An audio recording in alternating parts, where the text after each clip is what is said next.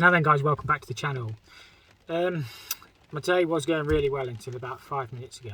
I've just been to do this job. I've just literally taken a water heater off the wall. It was an unused one and it was tiled behind in the kitchen. It's in like a commercial youth club type thing. I thought to myself, oh, I'll just go and get some, they're only white tiles. There's a builders merchants about half a mile up the road. I'll go and get some white tiles. I'll just make good the wall, so leave a neat tidy job. Went to the merchants, these guys just backed straight into my van on the front. Luckily, one of the yard guys saw him because he was about to drive off. It's not done a lot of damage, but it's the Ford badge on the front is like scuffed. In a minute I'll show you, it's pouring down rain, I can't be bothered to go out. But the Ford badge on the front is like scuffed and dented. The front chrome grille is nastily scratched, and across the front of the bonnet is like, I don't know if it's pushed the bonnet in, but it doesn't seem to shut properly. And it's got loads of like scratches and marks on it, so I don't know, good job matey boy saw him. It's like, I did one good deed, I thought I'll make good the wall and then that goes and backfires. So yeah, just one thing in your day. It's obviously it's not my fault, I've just pulled around the corner to calm down a bit, because I don't know, it shakes you up. You know, the guy was like, oh, you've done no damage and all that. I was like, well, it has, mate. He didn't want to give me his insurance details. He says, right, you're going to have to give me your details, because like, we'll let the insurance companies decide if it's done any damage or not, because at the end of the day, it's got marks on the bonnet, and the bonnet's like pushed in. It was a tipper van as well, so it's got like a steel girder on the back of it, so you can literally see where it's pushed in. The matey boy said it moved the van back, so it whacked it fairly hard. So I've got that sorted out now. I've got his details and stuff, but if not, my insurance will just have to, I'll let my insurance deal with it. So I've just been to do this job. I haven't filmed this job. It's just, you can't always film every job. But this week has been really like, yesterday I was just nailing the jobs. I didn't film anything yesterday. It was just one job after another, after another, after another. It's good to be busy, but I literally got a backlog of jobs. And then I just got in last night, knock on my door, my neighbour about 3 doors down, the ball valve had split. So I went around and did that. I didn't even charge her. I let her have the ball valve as well. I know, I shouldn't do it, but you know, it is what it is. I like to help people out, but yeah, I know I could have charged for it. But yeah, so this week might be a bit bitty and bobby. So there might be a couple of interesting bits. I did an electric shower a couple of days ago. What else did I do? I can't even remember now. It's been that hectic. My mind's not with it. But yeah, we'll see what we can do. Hopefully it's an interesting one. As always, if you enjoy the video, hit the like button. If you don't, hit the dislike button, and we'll get straight into it without any further delay. I just called back round this house to put the heating on. It's an empty property still. This is the one where I fitted the wood burner. All I've done is put the heating on 15 degrees off. I can't remember if I showed this job completed, but she looks nice anyway. Obviously we've got carbon monoxide alarm up there as well. That is within zone. The reason we put it back there is because we wanted to cover the whole long ceiling up. Because there was an old one, and of course we did it after it was all decorated, but it is within zone, so perfect. Yeah, but she looks nice. All I did on this is new TRVs and stuff, so we didn't do any of the radiators. We did the bathroom upstairs. Hopefully somebody will be moving in it soon, because it's not a bad house. All new carpets and stuff. So just I think there was the old bathroom used to be here. So it was a tiny little thing. We just put a new radiator under the window there, and then we moved the bathroom. There was the old pipes used to go up there to the header tank. We put a combi in downstairs. So yeah, not a bad size. It was just a basic, sort of a basic bathroom suite, toilet basin, electric shower. It's just everything as per spec. But yeah, it looks alright. So all I've done is put them pipes could have done with painting, but is what it is. All I've just done is we tested all the wood burner. I can't remember the make of that one. They come from Pickering, but yeah, looks nice. That's when you WD-40 them, they make them shine. It looks beautiful. And so all I'm going to do is leave the heating on. I'll jack it up, I'll make sure all the radiators work, and then we just put a new kitchen, and that was the existing toilet. We just had to get a basin in there, so it's just a new kitchen and then a new boiler. What I'll do is I'll just put all the TRVs on 2 and leave the room set on about 12. think they've actually all been turned off. So literally all they've done is asked me just to pop in, which I don't mind doing. There's good customers, you always look after good customers. I just leave everything on low. I'll leave it on for a minute. I think they've all been turned off. So we'll just turn them all on low, and that should just stop the place from freezing up. Back in my office, boiler room. Now this job is just literally just around the corner, literally a 2-minute drive away from where we've just been to put the heating on at the other property. So this one, I think they've run out of oil. It kind of, people are sometimes a bit sceptical as to whether they say they've run out of oil, but they said they've just had a top up and the boiler stopped working. So I think that what they've done is they've run out. I checked the filter on the tank. The tank's not compliant because it's too close to the fence. It's got a plastic oil line. There's a couple of bits wrong with it. I did actually service this boiler a couple of years ago. I did point out the defects, but often people don't bother. All you can literally do is do your warning labels, notify your customer. You've got, with oil, you can't switch anything off. It's just one of them. Obviously with gas you've got more power. Because oil, the customer, the tank belongs to the customer. If they don't want to get it fixed, it's down to them. All you can do is cover your backside, basically. So notify your customer, put your warning labels on your tank, fill out your paperwork, and move on, basically. Just get the thing working. So that's what we're going to do on this one. We're going to check the filter on the tank, we're going to pull the oil through, and we're going to get the boiler working. So to access the burner on this one, obviously, it's a downward firing one. I don't actually like this model very much. It's a Worcester heat slave. It is a condenser, but it's one of the early ones. So take them 2 screws out. Easier when you're not holding the camera and using the world's longest screwdriver. Put that on there so we'll lose it. And then there's just one this side as well. The first time I came to this boiler, it was a bit of a mess, to be honest with you. And yeah, it probably is still a bit of a mess, to be fair, but you can only do what you do. I don't think it had been serviced in donkey's years. Just to connect that burner, and there is the burner. So photo cell, oil pump pressure, air pressure on these, and then the oil pump is down here. It's down here on these. So we bleed it. You probably can't see anything. Bleed it from that point there. Do not touch your pump pressure gauge. If you touch your pump pressure gauge, you're going to need an engineer out to service that and set it back up. So what we'll do is make sure the oil's on, we'll clean the filter, and then we'll drag it through.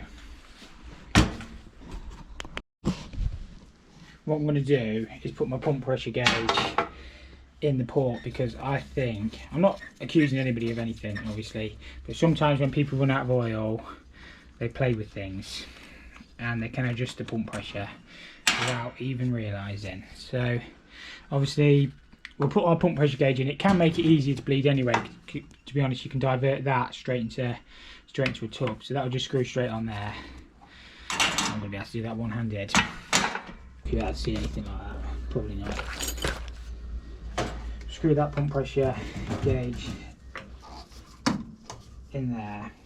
The pump pressure on these should be 145 psi. You know, it probably is right, but it's worth checking. It's worth checking it anyway. It literally takes no extra time for me.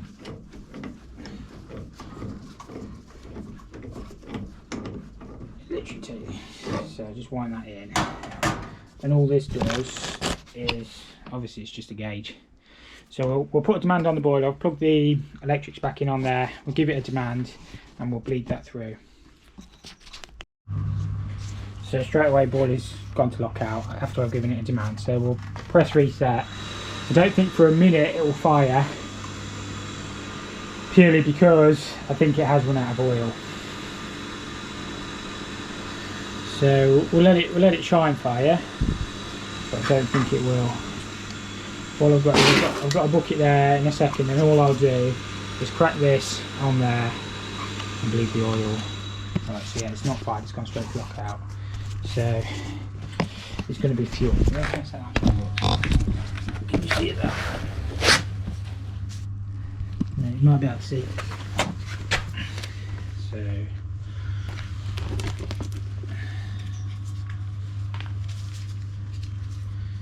I do have a sucker, but I left it in the office for pulling oil on, so it'll be fine like this. I'll not take that fully out.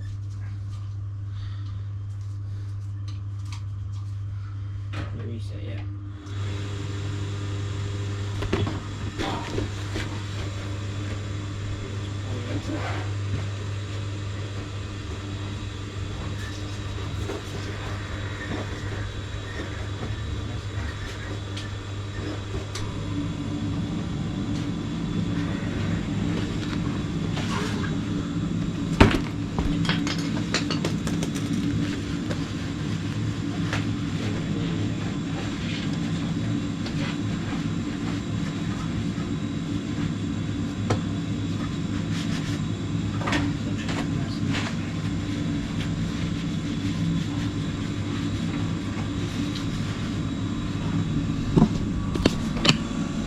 Ideally don't do what I did and get oil everywhere. That one actually went first time. See, the pump pressure is high. What we'll probably do is put the analyzer in this as well. I think the thread had gone on that from memory. Not the best, is it? We'll put the analyzer in this, so we'll put the pump pressure back where it should be and just make sure it's burning right. Where did I put my Allen key? So we'll just turn that pump pressure down a touch. One weight. Literally you only need tiny little turns.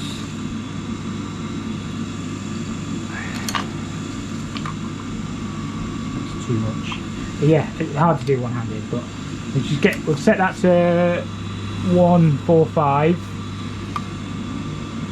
It's about there. A bit of air in it. Keep out of it. It's just air in the oil line. So we'll let that run. I'm going to get my analyzer in, make sure that is burning right, and we should be good to go. And obviously we'll check all the radiators. So we'll let this run a few minutes. All I do again is put that on my service sheet that the cap is loose. And the thing with oil, you've got no power to turn anything off.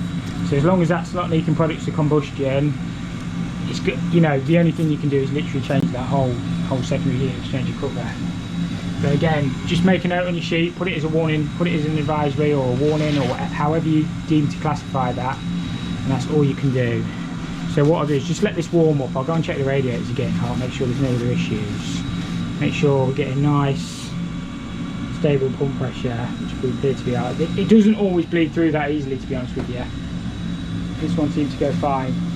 And then again, we'll make sure the tank's still got its warning labels on it. We'll notify them about the oil line, and that's all you can do. Again, it's just plastic oil line. You're not really supposed to have it on show, but all you can do is notify your customer. So flue gas analyzer is just stable. We're not going to do a full service on this because we've not been asked to. All we've literally been asked to is get the boiler working again, pull the oil through, which is what we've done. But I always like to just do a safety check on the appliance. Just for my own peace of mind. It literally takes me 10 minutes, and to be honest, we charge by the hour, so I've only been here like 15 minutes pulling the oil through, so I may as well spend another 10 minutes because it's not going to cost the customer any more. It's only going to cost me. But I would sooner do that than walk away from something that's dangerous. So the customer's not paying for it, I am. It's my own peace of mind. So I'll just set this camera up.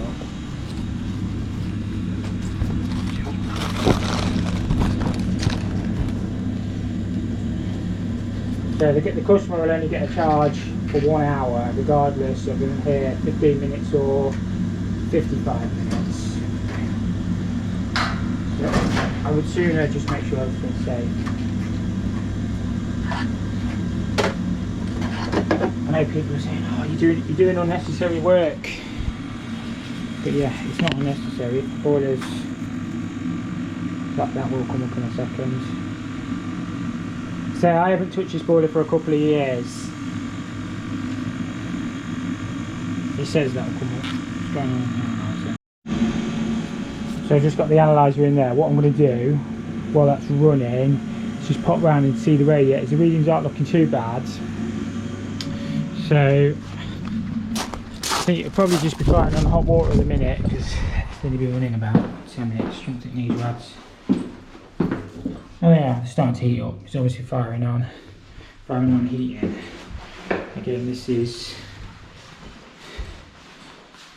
another one I fed. I did them all around there, to be honest with you. And this, so no, that one's not getting up. We'll make sure they're all working. What we did in this one was the wood burner and the bathroom, they were just all standard. So again, it's pretty much identical. Same shower, same bath, same basin, same toilet, just the armpit shanks. And then same carpet. Didn't do anything on the radiators or the boiler on this one. So again, hopefully, again that radiator is really low in it, but we didn't do any of this. It's just quirky old properties. So literally all we did on this one, again I think this one's been lived in and then they've moved out, so I think they've left it with no oil. But I don't know if somebody tried to bleed it through or something. Yeah, we'll just make sure everything's okay. That one, I bet the pin will be stuck on that. Oh, it's full of air. It's hot to the bottom, cold at the top. Yeah, new wood burner. And that's pretty much it. That's not my mess. I'll show you my plumbing. I plumbed this kitchen sink in. Mine's beautiful. Beautiful. Better than that. Anyway, didn't do that. Nothing to do with me with that. Not taking any responsibility for that. So yeah, this just identical. So make sure this one's working, you can feel it already. Make sure these are all working. I'll bleed that one in there, make sure the rads get on. I'll just leave the heating on low again. So hopefully somebody's moving in next week anyway.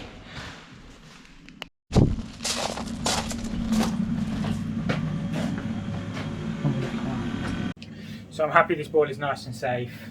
All you can do is your best. As I say, all I got asked to do was come pull the oil through and check the radiators are working, which I have done. I will check the pressure as well, make sure that's fine, because I did bleed a couple of the radiators. I want a lot of air in them. So we'll check that. I'm just going to pop over to another job now. My mate, well, one of the other lads, I call him my mate, that guy who works for me. He's not actually got his oil yet, but he's been fitting a oil boiler. It's like a new build house, so I'm going to go over and have a look at, make sure how he's getting on. He's fine doing all the pipe work and stuff. I went and did the oil line. What day was it? A day. I went and put all the oil line in for him. So got all that pressure tested and stuff. I just didn't have a lot of time to film. Always under pressure, you know what it's like this time of year. So yeah, I'm going to go over there. He says he's ready to fire the boiler up, so I'm going to go commission the boiler with him, show him how to do it basically, make sure he's fine on the bathrooms, the rest of it. It was all on the floor. So yeah, it was a nice job actually. So I'm going to go over there next. What else are we doing? I don't know, we've got no end of places to be. I'm working Saturday, Sunday as well again this week. I know it's just stupid busy. I don't mind working the weekends, to be honest with you. It's a bit more chilled out. I'm on a couple of really nice jobs as well, so it's not too bad. Hopefully I'll get this video, it's Friday today, hopefully I'll get this video edited tonight, so hopefully go out on Saturday, but we'll see how it goes. I've just been a bit, I'm behind with my days as well, so it's what happens. Days roll into each other when you're working. My phone's ringing again. Just quickly show you the pain us plumbers have to deal with on a daily basis. Obviously we've got to drill these taps out on a ceramic type basin, which I hate doing anyway, but the sticker's not even square. This basin you need to change anyway because it's got a slight mark on it. I'll quickly show you this job. I know everybody's going to scream at us, but these cold feeds, we were told the dimensions, where to bring them, and it worked wrong, so they're going to have to box that bit in. So we've just been working on the showers. This job's nearly done actually. We've got all the heating fired up. We've just come to commission the boiler. Heating's getting lovely. So yeah, we've still got that to do. I'll show you the bathrooms. So we've got a radiator there. Got this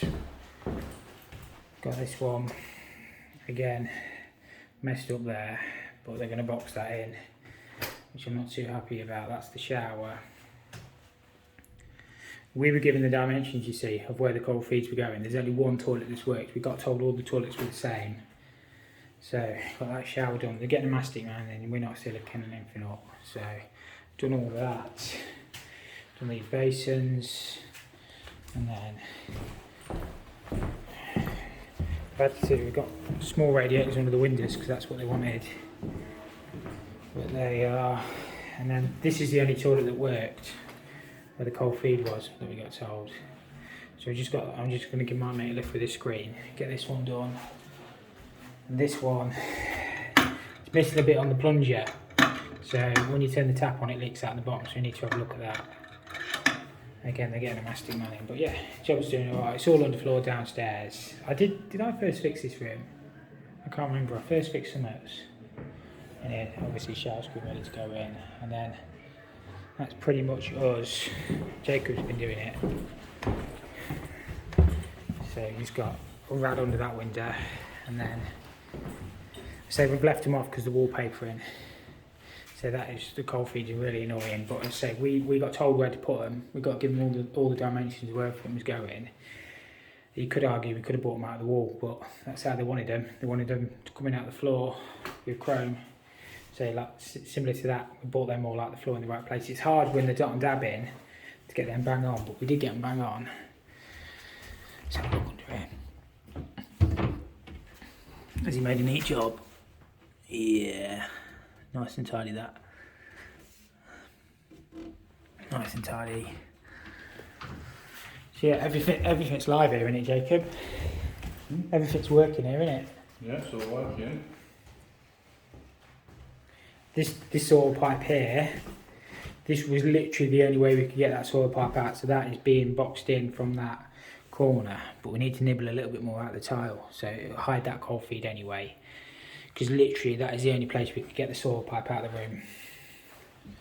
It was awkward, that stack, because there's all steels and stuff in the way. That was literally the only place we could get that. So I think it will look alright. They're going to box that in with tiles.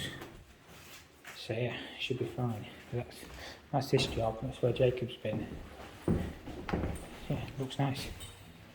Bought myself a new socket set. It was only a cheapie. It was the same as the old one, to be honest with you, but somebody managed to run over it and broke the lid. I don't know who did that. It's just a Van House one. Not sponsored. It's just a cheap one I found, and it pretty much does everything. Oil, that fits your nozzles. You get your Allen keys and bits and bobs in there. So I think that one fits your air on them, and that one fits all the Allen keys. So you get like your adapter. You can put it on a wrench. So not a bad set. I think it's about 30 quid. And honestly, I've had my old one lasted about 6 years. The lid broke on it. It did get run over a couple of years ago. I was fitting some outside taps in like boxes, standpipes. So my mate went to move the van, and he ran straight over my socket set. It did survive for a while, but now the lid falls off it, you see, and all the bits kept falling out of the van. So I just treated myself to a new one. So I'm just setting this boiler up, and yeah. This job is getting there. This job I just went for an external oil boiler. There is actually another oil boiler in the house. This is just an extension. So it extended from it. It's obviously quite a big extension. That oil tank is just temporary. It was just dobbed into to get some heating on. Obviously the garden's absolutely beautiful. So what they've got to do is dig all the line in. We're not doing that. The builder's doing that. We'll have to sign it off and stuff. But as I say, that is just a temporary tank just to get them heating on, until they connect onto the other big tank round the corner. So I'm just setting this up, and hopefully it should be alright, pluming away nicely. I'm just changing this PRV on this Gran and putting new expansion vessel as well. I keep having, well, I've been back to this a couple of times. It's got an ever so slight pressure drop on the system. All the pipe work is exposed. I've been round and checked everywhere. To be fair, that expansion vessel is goosed. I've recharged it, and the hose isn't blocked, but I might change the hose as well. I'm lucky on this one because I've got 2 valves, so it's a dead easy job. I was just looking at this old PRV. I can't really tell if it's been discharging. I've got the one with the new one's got the remote pressure gauge on it as well. So hopefully this fixes the issue. So I just have to bring that back in there.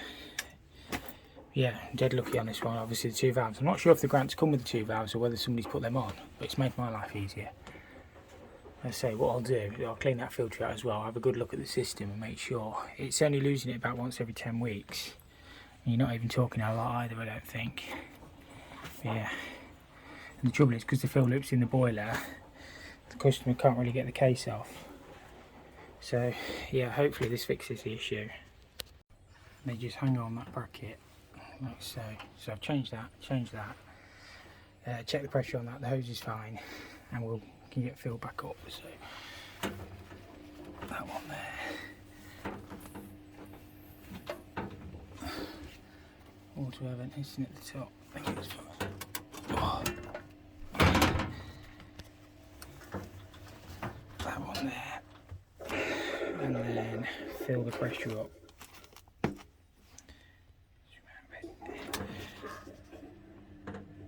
Oh, that was quite stiff actually.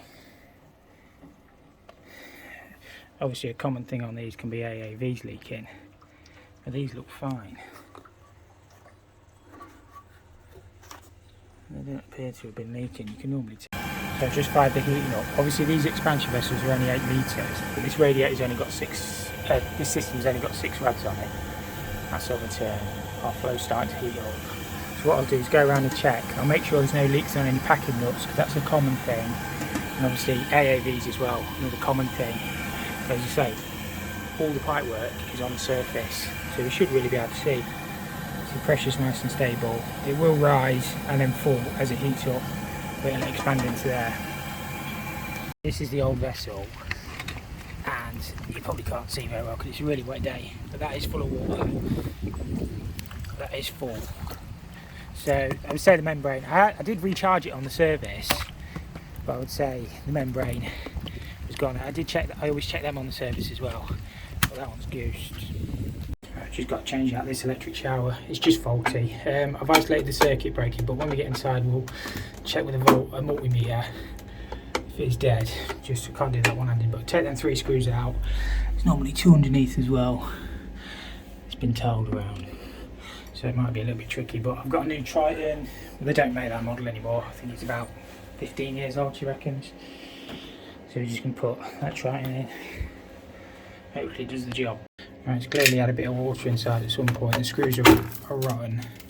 So yeah, I checked for dead off the terminals, and then literally disconnect the water. I'll have to isolate it under the sink, disconnect the power, and hopefully the new unit should. It's a multi-fit one, so normally you can spring them in. Obviously power and stuff comes in this side, so yeah, it shouldn't be too bad, but not normally. Right, I just isolated the cold under the sink, so it's literally just a case. Undo the water on it carefully, and then undo these 3 fixing screws. There's normally 3, probably only 2 in this one. That one, power out, and then the whole unit will lift off. Right, so all the screws out. To be honest, the bottom one wasn't even in. Bit rusty in it. I'm changing that riser rail as well, and then this will just lift off for us, like so.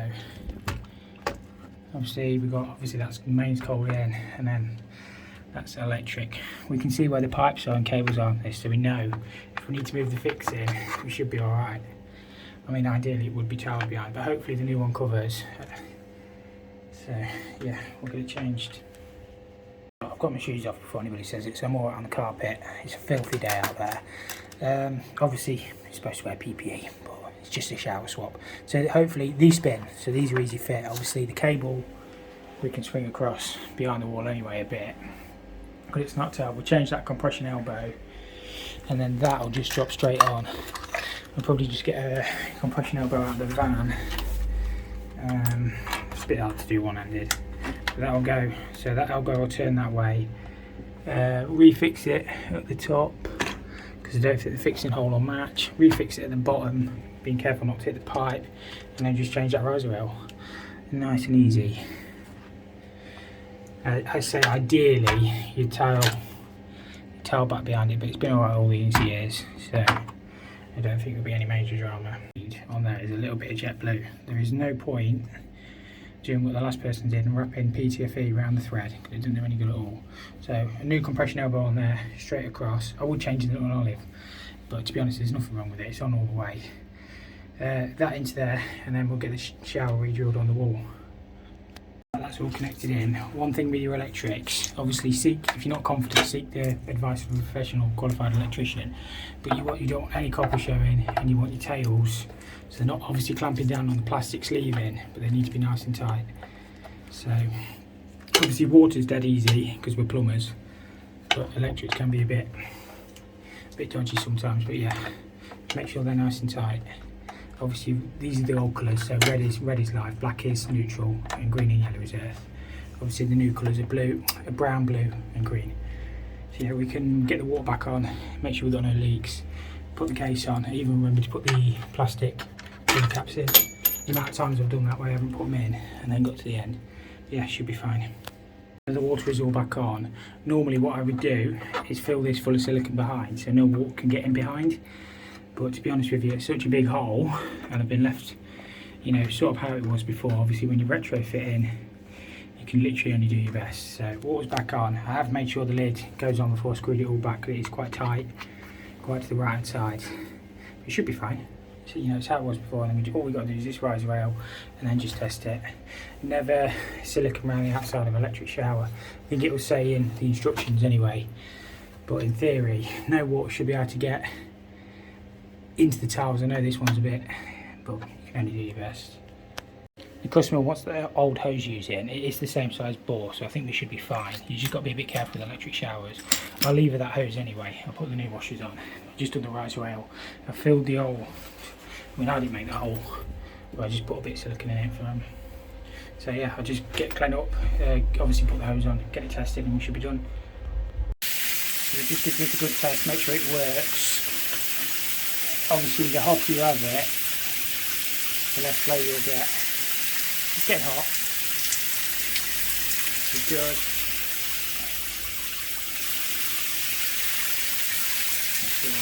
Yeah.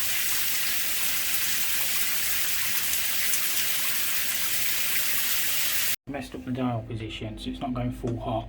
So I just have to whip that back off. That's why you test everything. It's just one of them things. If you test it while you're here, you can just rectify it.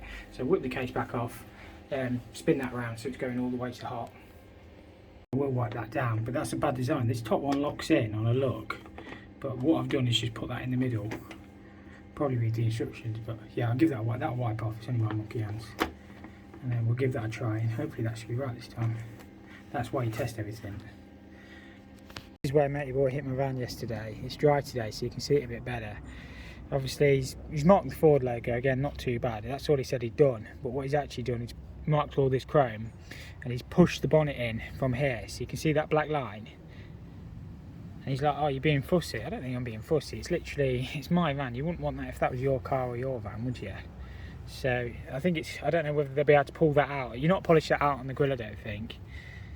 It's just a mess, isn't it, really, on nearly a brand new van. And as I say, that bonnet is pushed in from that point, because you can see that black line. And he's like, oh, you're being really fussy. I was like, I don't think I am. You've literally just backed into my van. So I need to get that sorted. And obviously it's taken all the paint off on that. Obviously I've lost all my warranty, because I paid the extra warranty on the van for the paint protect. So they guarantee no rust spots and stuff, which should be standard anyway, really. But yeah, he's obviously taken all the paint off the front of the van, so I need to get that sorted.